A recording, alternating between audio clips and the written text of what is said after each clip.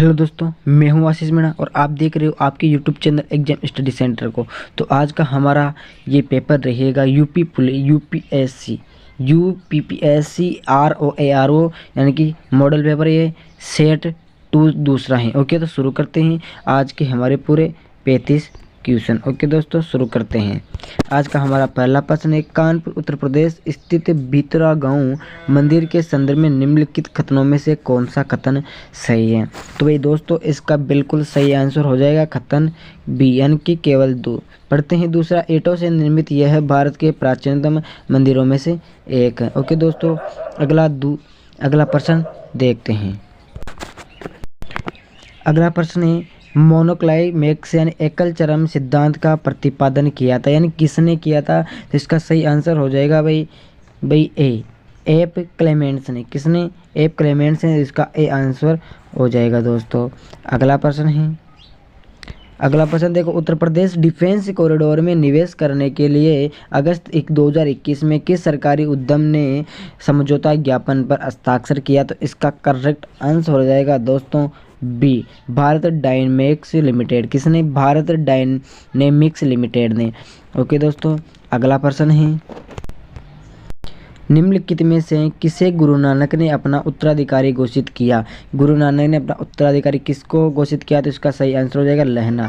किसने? लहना को उसने अपना उत्तराधिकारी घोषित किया था। ओके दोस्तों, अगला प्रश्न है, निम्नलिखित भारतीय नगरों में मलिन बस्तियों का प्रतिशत 2011 की जनगणना के अनुसार सबसे कम रहा। तो इसका करेक्ट आंसर हो जाएगा अहमदाबाद। किसका? अहमदाबाद का बिल्कुल कम जनगणना रहा। ओके दोस्तों, अगला प्रश्न है,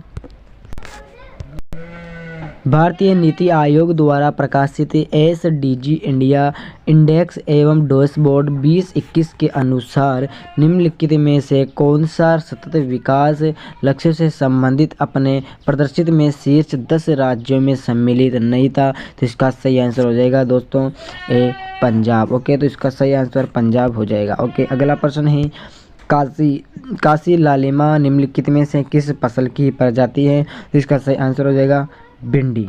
ओके, तो भिंडी इसका बिल्कुल सही आंसर हो जाएगा। ओके दोस्तों, अगला प्रश्न है, भारत में निम्नलिखित में से किसे एक जैव विविधता हॉट स्पॉट माना जाता है। तो इसका बिल्कुल सही आंसर हो जाएगा पश्चिमी घाट। ओके, पश्चिमी घाट बिल्कुल सही आंसर हो जाएगा।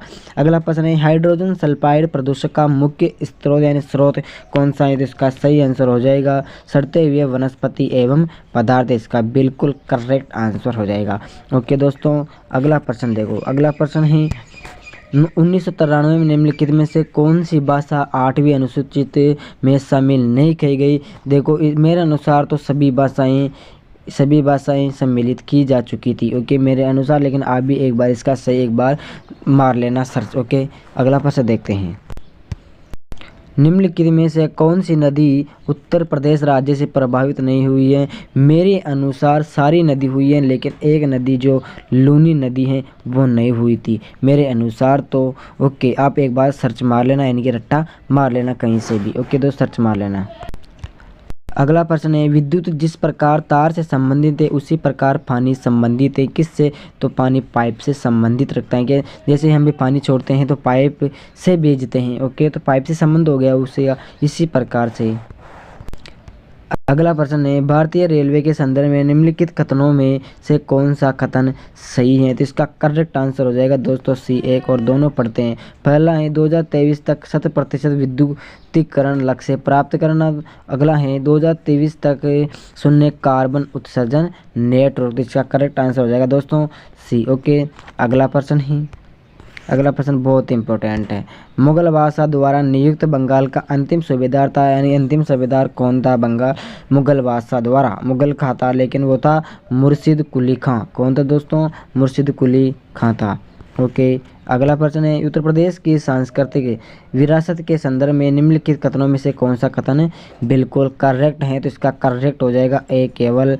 तो इसका है केवल एक, इस प्रदेश के अनेक उत्खनन पुरुषों से पुरा स्थलों से वैश्विक संदर्भ में कृषि के प्राचीनतम प्रमाण प्राप्त हुए हैं। तो बिल्कुल करेक्ट आंसर ए हो जाएगा। ओके दोस्तों, अगला प्रश्न देखते हैं। अगला प्रश्न है दोस्तों, उत्तर प्रदेश के निम्नलिखित कथनों में से एक बार इसको थोड़ा सा नीचे कर लेते हैं। उत्तर प्रदेश के लिए निम्नलिखित कथनों में से कौन सा कथन बिल्कुल करेक्ट माना जाएगा? तो इसको माना जाएगा भाई दोस्तों सिर्फ ओनली फॉर ए। पढ़ते हैं, भारत में गन्ने उत्पाद का सबसे बड़ा हब है। भारत में गन्ने का सबसे बड़ा हब यानी भारत सबसे बड़ा गन्ने उत्पादन करने वाला देश है। ओके दोस्तों, और मेरे हिसाब से शायद ये नहीं है। अगला प्रश्न, हाँ बिल्कुल सही है, सही मेरे अनुसार। ओके, अगला देखते हैं। अगला प्रश्न देखते हैं, एक मिनट दोस्तों, मुझे वो प्रश्न दोबारा पढ़ने दो। उत्तर प्रदेश के निम्नलिखित कथनों में से कौन सा कथन सही है? तो मेरे अनुसार ए नहीं होगा, इसका डी होना चाहिए। डी पढ़ते हैं, डी कहाँ है? ये रहा। ओके, डी है। ओके दोस्तों, इसका करेक्ट आंसर डी हो जाएगा। कौन सा होगा? अरे दादा, डी। सिर्फ ए और दो सही हैं। ओके, पहला पढ़ लिया था। दूसरा है, भारत का उच्चतम दूध उत्पादक प्रदेश है। भारत का उच्चतम उत्पादक प्रदेश भी भारत ही है। ओके दोस्तों, अगला प्रश्न है 78वां। अगला प्रश्न है, निम्नलिखित में से किस शहर को जून 21 में घोषित इंडिया स्मार्ट सिटी अवार्ड 2020 की सामाजिक पहलू श्रेणी में विजेता घोषित किया है? तो इसका करेक्ट आंसर होगा दोस्तों 78 का ए, तिरुपति को। किसको? तिरुपति को। तो इसका करेक्ट आंसर ए हो जाएगा दोस्तों। अगला प्रश्न है, अगला प्रश्न बहुत इंपॉर्टेंट है। देखो, निम्नलिखित में से कौन सा युग्म सम्मिलित नहीं है? तो देखो, कौन सा युग्म सम्मिलित नहीं है? तो देखो ए नहीं है। एंटीगुआ और बारबुडा सेंट इसकी राजधानी नहीं है। इसके डोमिनिका की सेंटो डोमिंगो है, सी की सैन सल्वाडोर है, और डी की बाहामास की नासाऊ है। ओके दोस्तों, अगला प्रश्न देखो, निम्नलिखित में से किस द्वीप को वादे की भूमि के रूप में जाना जाता है? यानी कौन सी भूमि को वादे की भूमि के नाम से जाना जाता है? तो वो है मिंडानाओ। किसकी भूमि को? मिंडानाओ को जाना जाता है। ओके दोस्तों, अगला प्रश्न देखो। अगला प्रश्न है, सूची 1 को सूची बी से सम्मिलित मिलान करना है। नीचे दिए कूट का प्रयोग करके उत्तर का चयन करना है। तो ओके, तो देखो हम ऐसे ही कर लेते हैं। वन संरक्षण अधिनियम 1980 में लागू किया, ये 86 में लागू किया। वायु प्रदूषण 1981 में किया। जल प्रदूषण 74 में किया। तो इसका करेक्ट आंसर हो जाएगा दोस्तों डी।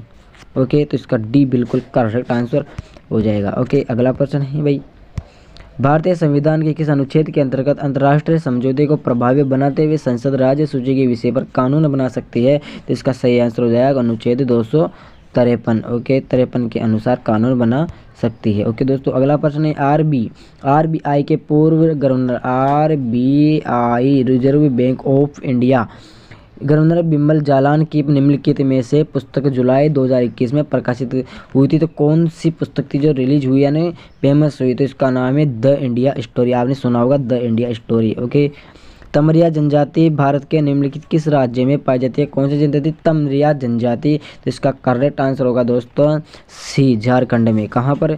झारखंड में पाई जाती हैं।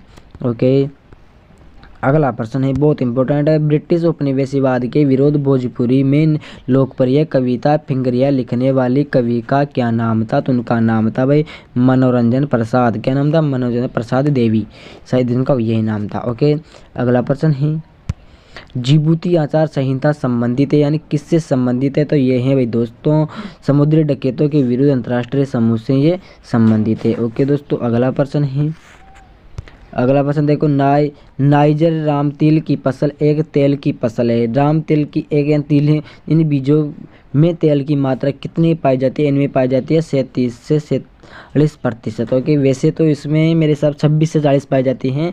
ओके, 26 से 40 सी भी मान लेते हैं आप, सी भी हो सकता है दोनों में से हो, लेकिन वर्तमान में 37 से 47 हो चुकी है। ओके, अगला प्रश्न है, अगला प्रश्न देखो, निम्नलिखित समूह में से कौन शेष 3 से भिन्न है? निम्नलिखित समूह में से कौन शेष 3 से भिन्न है? तो भी दोस्तों मेरे अनुसार इसका करेक्ट आंसर सी होगा। ओके, तो मेरे अनुसार इसका करेक्ट आंसर सी होगा। ओके दोस्तों, देखो दिशा एक है, कंपास भी एक, चुंबक भी सिर्फ दिखा जाता है, लेकिन सुई एक अलग है। ओके, अगला प्रश्न, इंडोनेशिया निम्नलिखित में से किस देश के साथ भूमि साझा नहीं करता है? इंडोनेशिया किसी भी देश के साथ भूमि को लेन देन नहीं करता है। तो इसका नाम है मेरे दोस्तों ब्रुनेई, क्या नाम है, ब्रुनेई के साथ वो कभी भी भूमि का लेन देन नहीं करता है दोस्तों। अगला प्रश्न, 2011 की जनगणना के अनुसार अनुसूचित जनजाति के संदर्भ में निम्नलिखित राज्यों का आरोही क्रम क्या होगा? तो वो होगा दोस्तों अरुणाचल प्रदेश होगा, मेघालय होगा, नागालैंड होगा और मिजोरम होगा। तो चारों हो गई है। ओके दोस्तों, अगला प्रश्न, निम्नलिखित में से किस वर्ष प्रयागराज यानी प्रयागराज उत्तर प्रदेश में है के किले पर अंग्रेजों का अधिकार स्थापित हुआ? तो इसका करेक्ट आंसर होगा 1797 ईस्वी में। ओके, डी इसका करेक्ट आंसर हो जाएगा। ओके दोस्तों, अगला प्रश्न है, भारत शहरी वेधशाला यानी ऑब्जर्वेटरी निम्नलिखित में किस स्थान पर स्थित है? तो वो दोस्तों नई दिल्ली में स्थित है। ओके दोस्तों, अगला प्रश्न है, 18वीं शताब्दी के उत्तरार्ध में किसे प्राइवेट कंपनी बहादुर की शान औकात का स्थानीय प्रतिनिधि कहा जाता है? तो इसका बिल्कुल सही आंसर होगा बी यानी दारोगा। क्या नाम होगा? दारोगा इसका करेक्ट आंसर हो जाएगा दोस्तों। अगला प्रश्न है, ब्लैक पोट्री के लिए जियोग्राफिकल इंडेक्स के टैग उत्तर प्रदेश में निम्नलिखित में किस स्थान से संबंधित है? तो इसका करेक्ट आंसर होगा दोस्तों खुर्जा। क्या? खुर्जा इसका बिल्कुल सही, नहीं खुर्जा नहीं, सी निजामाबाद। क्या होगा? निजामाबाद इसका करेक्ट आंसर हो जाएगा, यानी कि सी इसका बिल्कुल सही आंसर है। अगला प्रश्न है, 2011 की जनगणना के अनुसार निम्नलिखित में से भारत में किस केंद्र शासित प्रदेश में न्यूनतम लिंगानुपात पाया गया? तो वह है दमन एवं दीव में समान लिंगानुपात पाया गया है दोस्तों। अगला प्रश्न है, निम्नलिखित में से किस राज्य को अगस्त 2021 में भारत सरकार द्वारा वन धन योजना के लिए सर्वश्रेष्ठ परीक्षण राज्य के रूप में सम्मानित किया गया? तो इसका सही आंसर होगा नागालैंड। क्या होगा?